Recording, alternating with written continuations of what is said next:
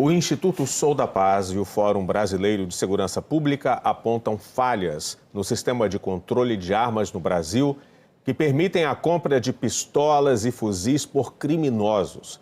As entidades avaliam que a falta de informações unificadas impede o rastreamento, a fiscalização e a investigação de crimes com armas de fogo.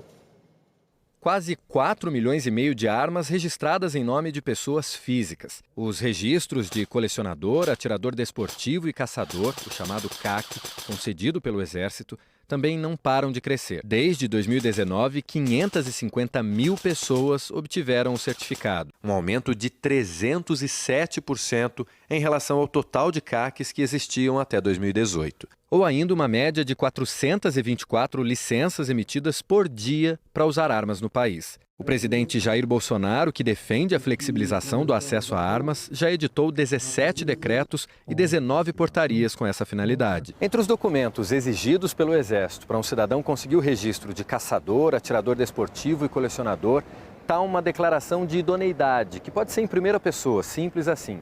Eu, fulano de tal, documento tal, declaro que possuo bons antecedentes e não respondo a nenhum inquérito policial ou processo criminal. Só que o problema aqui, segundo os especialistas ouvidos pelo JN, é que o Exército não verifica se o que está escrito na declaração é verdade. Não há uma checagem aí de uma autenticidade dos documentos que estão sendo enviados e não há uma consulta do próprio Exército tomando a iniciativa de entrar nos tribunais de justiça e checar se aquela pessoa, se aquele CPF tem alguma inconsistência. Então o que a gente está vendo é uma série de escândalos de CACs envolvidos nas páginas policiais se registrando com documentos falsos e é uma licença que dá uma série de privilégios para acessar um número muito grande de armas e munições. Não tem sentido, nos dias de hoje, com todas as informações que a gente tem sobre desvio de arma legal para ilegalidade, com a existência de processos informatizados, ou seja, é possível consultar sem ter muito trabalho, não tem cabimento que o Exército não faça essa checagem mínima. A lei brasileira proíbe que uma pessoa que responde a um processo criminal ou inquérito policial seja um CAC. Casos recentes mostram falhas na fiscalização.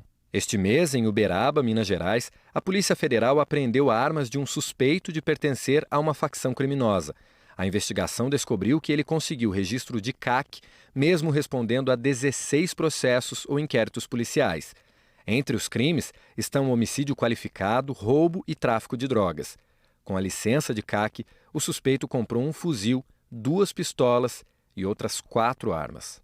Outro exemplo vem de Uberlândia, também em Minas. Rodrigo Luiz Parreira tinha registro de CAC, mas, segundo o Ministério Público Federal, ele mentiu ao descrever na declaração de idoneidade que não respondia a nenhum processo criminal. E, por isso, foi preso no dia 2 deste mês. Na terça-feira, deixou a prisão e vai responder ao crime em liberdade. Rodrigo havia sido condenado por estelionato e respondia a 3 processos por lesão corporal, organização criminosa e roubo. Como para conseguir o registro é necessário apresentar certidões de antecedentes criminais, ele tirou a certidão em outro município, onde não respondia por nenhum crime. Depois que obteve o registro do Exército, Rodrigo Luiz Parreira ainda acumulou outros 6 processos criminais. Com o registro de CAC, ele comprou 2 fuzis, um com capacidade de perfurar carros blindados e uma pistola semiautomática. No Brasil, o controle de armas é feito em 2 bancos de dados. O SINARM, Sistema Nacional de Armas, vinculado à Polícia Federal, com acesso de todas as forças policiais. E o SIGMA, Sistema de Gerenciamento Militar de Armas, administrado pelo Exército, que não permite a consulta de todas as autoridades policiais. Segundo o Instituto Sou da Paz e o Fórum Brasileiro de Segurança Pública, a falta de transparência do Exército com relação aos CACs dificulta a fiscalização. Para dar um exemplo, um policial que para alguém na estrada, ele pega o documento do carro, ele consegue checar na hora se aquele carro é roubado, se o licenciamento está em dia. Quando se apresenta uma carteirinha do Exército de CAC, ele não consegue consultar se aquele documento é autêntico, ele não consegue consultar se aquela arma de fato está ligada àquela pessoa. Também não é possível conferir, por exemplo, se uma pessoa acusada de violência doméstica ou outro crime possui registro de CAC ou arma em seu nome.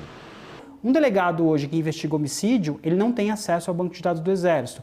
Um promotor que investiga crime organizado, ele não tem acesso direto ao banco do Exército. Então, obviamente, isso cria um problema grave de fiscalização e de segurança pública no país. O Fórum de Segurança Pública se baseia na experiência de outros países para propor um caminho. O Fórum vem defendendo publicamente a ideia da criação de uma agência civil de controle de armas. Está na hora de repensar esse sistema de controle, fortalecer esse sistema de controle, e não dá para fazer isso tendo esse sistema bipartido PF-Exército. É um modelo que já existe em outros países, a gente tem defendido esse modelo como um modelo que talvez esteja na hora de repensar. Em nota, o Exército Brasileiro declarou que a responsabilidade pelas informações de idoneidade e documentação sobre os antecedentes criminais é do cidadão que pede o registro e que verifica os documentos dos tribunais por meio de uma chave eletrônica de autenticação.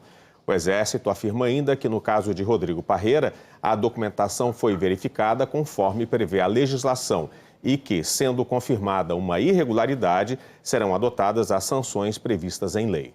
O Exército afirma que a lista de CACs não é pública por questões de segurança e em respeito à privacidade das pessoas, mas que deu acesso à Polícia Federal e está em fase de integração com a Secretaria Nacional de Segurança. Ainda segundo o Exército, desde julho de 2020, os certificados de CAC são emitidos com código QR para checagem da documentação. O advogado de Rodrigo Parreira disse que a declaração de idoneidade dele foi feita com base na certidão negativa de crimes da comarca da cidade de Prata, em Minas Gerais, onde ele morava na época.